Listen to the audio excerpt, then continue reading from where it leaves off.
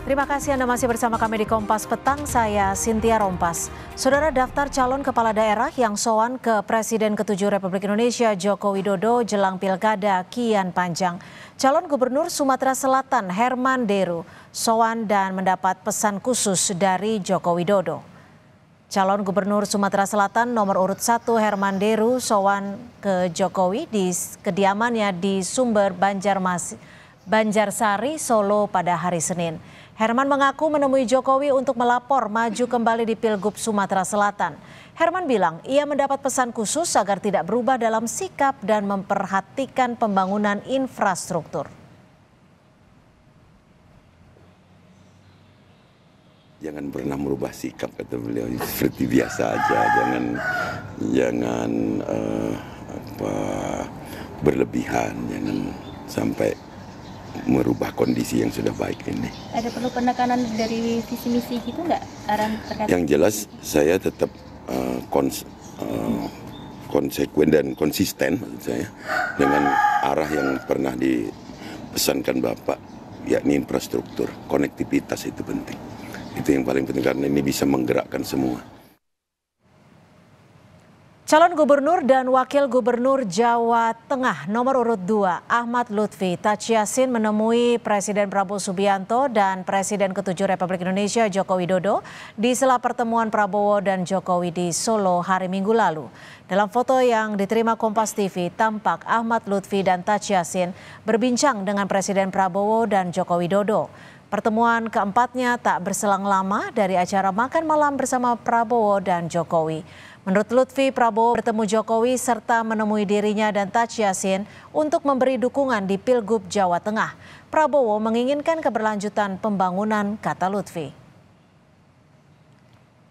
Kemarin Pak Prabowo ke Solo dengan Pak Jokowi masuk ketemu kita. Di antaranya beliau Pak Prabowo memberikan dukungan kepada saya dan Gus Yassin untuk menjadi Cagup dan Cawagup Jawa Tengah.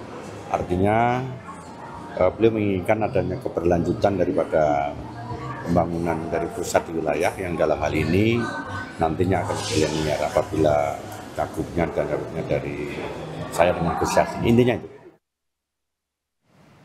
Sementara calon gubernur Jawa Tengah nomor urut 1 Andika Perkasa menilai pertemuan pesaingnya di Pilkada Jawa Tengah Ahmad Lutfi Tachiasin dengan Joko Widodo merupakan pertemuan penting. Menjadi keuntungan tersendiri bagi Ahmad Lutfi bisa mendapat perhatian langsung Jokowi. Andika berharap dapat kesempatan yang sama.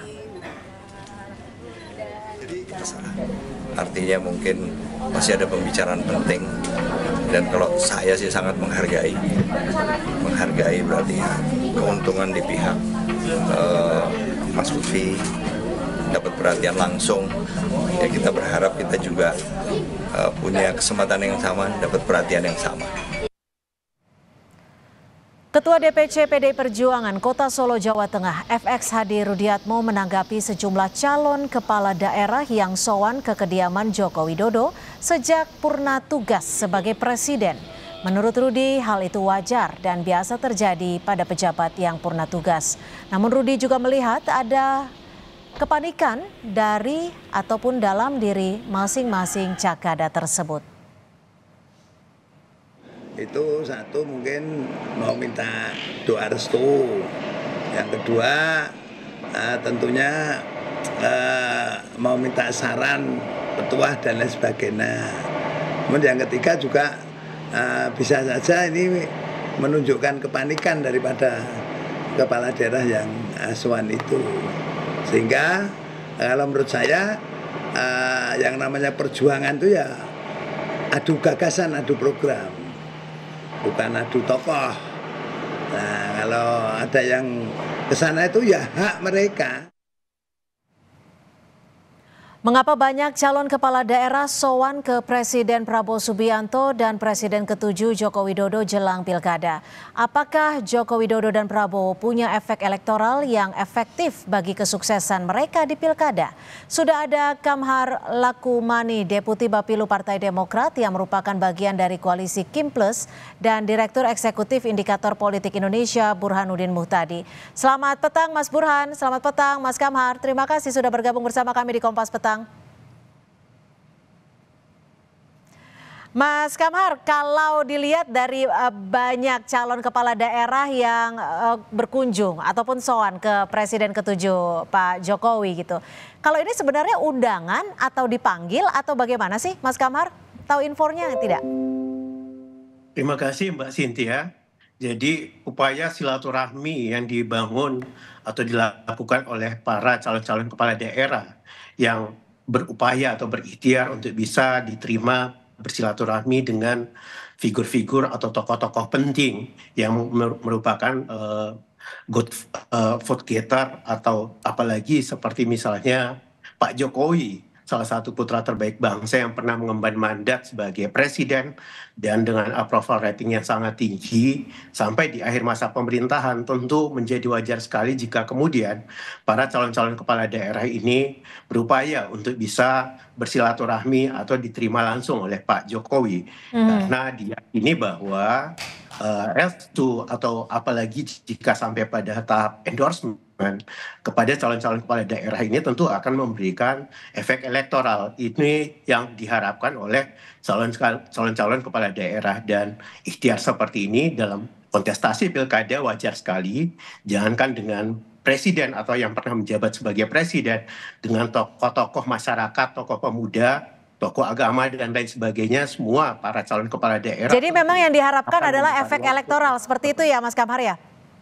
Tentu ada banyak hal, tak hanya sekedar efek elektoral, apalagi jika silaturahmi ini dengan putra terbaik bangsa yang pernah menjabat sebagai presiden. Pasti banyak pemikiran-pemikiran, pandangan-pandangan, masukan-masukan yang bisa diserap, bisa diterima dari Pak Jokowi ketika silaturahmi itu dilakukan dengan Pak Jokowi. Nah, ke Mas Burhan nih. Mas Burhan, kalau Mas Burhan melihatnya seperti apa? Mengapa calon kepala daerah ini sowan ke Pak Jokowi gitu? Padahal kan sudah purna tugas. Apakah memang pengaruhnya masih begitu besar sehingga calon kepala daerah ini menyempatkan waktunya untuk bertemu dengan Pak Jokowi? Ya, tentu berkah elektoral yang diharapkan oleh beberapa kepala daerah yang sowan dan berharap mendapatkan dukungan dari Pak Jokowi. Nah, kalau ditanya apakah masih populer, survei terakhir sebelum beliau menyelesaikan masa jabatannya itu masih di kisaran 75%. Memang sedikit turun dibanding survei bulan Juli 2024, turun kurang lebih 7%, tetapi masih populer 75%. Dan itu yang kemudian diharapkan memberi semacam kotel efek, terutama beberapa kepala daerah yang maju di Jawa Tengah. Karena popularitas Pak Jokowi di Jawa Tengah itu jauh lebih tinggi ketimbang rata-rata nasional, kurang lebih sekitar 84%. Nah, meskipun ada juga Ridwan Kamil yang datang juga menemui Ada juga Sumatera Selatan ya? Atau Sumatera Selatan, tetapi daya tarik Pak Jokowi secara elektoral lebih kuat, terutama di Jawa Tengah dan Jawa Timur. Mas Burhan, kalau memang efek Joko Widodo ini juga cukup kuat, apakah memang para calon kepala daerah ini merasa tidak pede kah atau ada kepanikan atau seperti apa? Ya, ini tergantung sudut pandang ya. Jadi kalau misalnya kawan-kawan PD Perjuangan merasa ada kepanikan di sebagian calon kepala daerah yang sowan ke Pak Jokowi, ya sah-sah saja.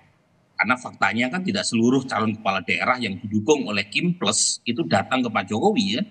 Mungkin misalnya orang seperti Mbak Hovifah, orang seperti orang seperti Deddy Mulyadi di Jawa Barat kan tidak datang. Mungkin karena merasa nyaman dengan elektabilitas masing-masing di wilayah tempat mereka bertarung ya.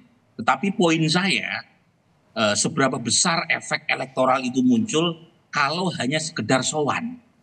Jangan lupa ya, dalam kasus Pilpres 2024, Pak Prabowo Gibran itu efek elektoral Pak Jokowi itu maksimal. Pertama kan ada Gibran. Gibran tuh bagaimanapun putra presiden. Darah lebih kental daripada air. Nah yang kedua, waktu itu Presiden Jokowi masih menjabat. Nah sementara 2024, waktu pilkada bulan ini tanggal 27, Pak Jokowi tidak lagi menjabat sebagai presiden. Yang kedua, kan perlu semacam asosiasi, bukan sekedar sowan, tapi asosiasi dalam pengertian apakah Pak Jokowi statement langsung ke publik bahwa dia mendukung Pak Lutfi misalnya di Jawa Tengah, atau Pak Ridwan Kamil misalnya di Jakarta, atau misalnya Pak Jokowi langsung turun gunung kampanye karena beliau tidak lagi menjadi presiden, otomatis lebih luasa untuk menjadi jurkam. Nah, ini kan masih kita belum lihat, baru sowan kan. Nah, sowan itu sendiri kalau misalnya tidak diamplifikasi, itu mungkin secara elektoral juga belum punya dampak secara meyakinkan secara elektoral ya buat calon yang sowan tadi gitu. Mas Kamhar, lalu ada tidak sih sebenarnya reaksi dari koalisi Kim Plus ini melihat hasil survei yang memang bisa dikatakan elektoralnya bersaing sangat ketat, bersaing sangat tipis? Iya, di beberapa daerah memang relatif lebih kompetitif ya. Namun di daerah yang lain juga calon-calon yang diusung Kim Plus itu jauh lebih unggul. Di daerah yang kompetitif, kalau kemudian misalnya menggunakan cara-cara untuk menambah elektoral antara lain bertemu dengan tokoh-tokoh kunci termasuk misalnya Pak Jokowi untuk di Jawa Tengah, ya ini sah-sah saja sebagai ikhtiar untuk memenangkan kontestasi. Yang keliru adalah dalam pandangan kami ketika ada insinuasi bahwa silaturahmi yang dilakukan kepada Pak Jokowi ini adalah bentuk upaya untuk mencari cawe-cawe dari Pak Jokowi. Ini kami nilai sangat keliru karena Pak Jokowi sudah tidak menjabat lagi sebagai presiden. Sehingga tuduhan atau prasangka itu menjadi tidak relevan. Apalagi jika misalnya ada tafsir bahwa Kang Emil ketika bersilaturahmi dengan Pak Jokowi ini sebagai presentasi mentalitas kalah. Ini menurut kami sebuah tafsir liar karena sama sekali tidak relevan. Pak Jokowi itu konteksnya adalah pernah menjadi gubernur DKI, Kang Emil sebagai calon gubernur DKI, ketika dibangun silaturahmi dengan Pak Jokowi tentu menjadi sangat relevan dan berdasar untuk itu. Jadi kami menilai seperti itu. Mas Burhan, ini kan kalau dilihat beberapa waktu terakhir ada Ridwan Kamil yang bertemu dengan Pak Jokowi dan juga bertemu dengan Pak Prabowo. Lalu Ahmad Lutfi yang bertemu dengan Pak Jokowi bersamaan dengan Pak Prabowo juga. Ini apa yang menyebabkan kedua calon gubernur ini menemui Pak Prabowo dan juga Pak Jokowi? Apakah memang karena sudah bisa dikatakan alert gitu atau seperti apa nih? Pertama, tidak semua kepala daerah bisa kita justifikasi secara mengeneralisasi ya. Misalnya Pak Hirman Deru di Sumatera Selatan datang menemui Pak Jokowi. Itu sebenarnya elektabilitasnya sudah sangat tinggi Pak Hirman Deru. Jadi bukan karena ngalap berkah elektoral. Tetapi memang untuk Jawa Tengah dan Jakarta itu sangat tipis perbedaannya. Masih dalam margin of error.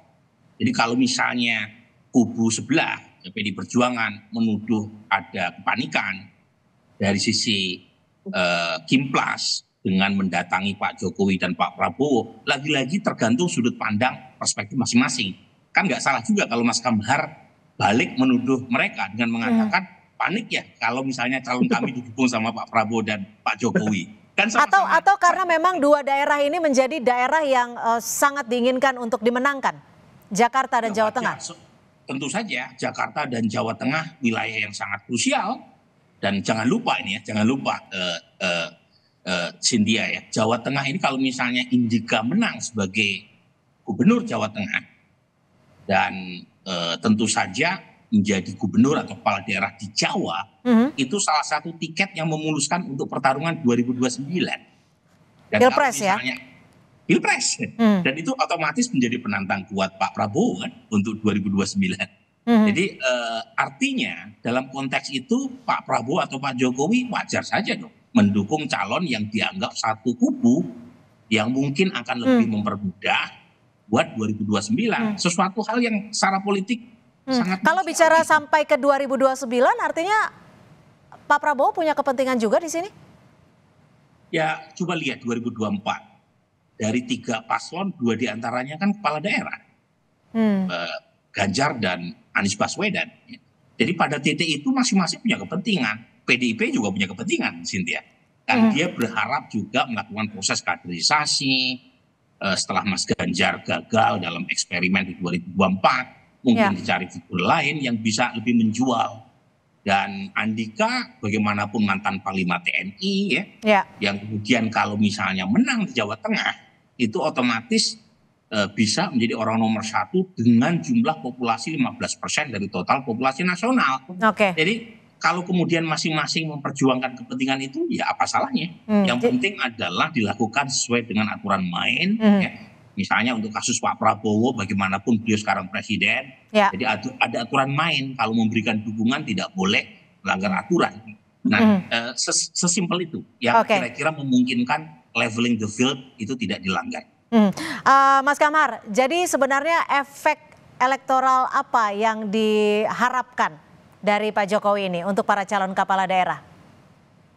Ya tentu saja efek elektoral di 27 November nanti ada yang basis-basis pemilih militan Pak Jokowi misalnya ketika menyaksikan atau teramplifikasi bahwa ada endorsement atau restu terhadap calon tertentu di basis-basis pengusung Pak Jokowi atau basis mendukung Pak Jokowi, kemudian memberikan efek elektoral terhadap paslon yang diusung oleh Kim atau Kim Plus. Ya. Umumnya yang membangun silaturahmi terhadap Pak Jokowi itu adalah figur-figur atau paslon yang diusung oleh antara lain partai yang tergabung di Kim dan Kim Plus.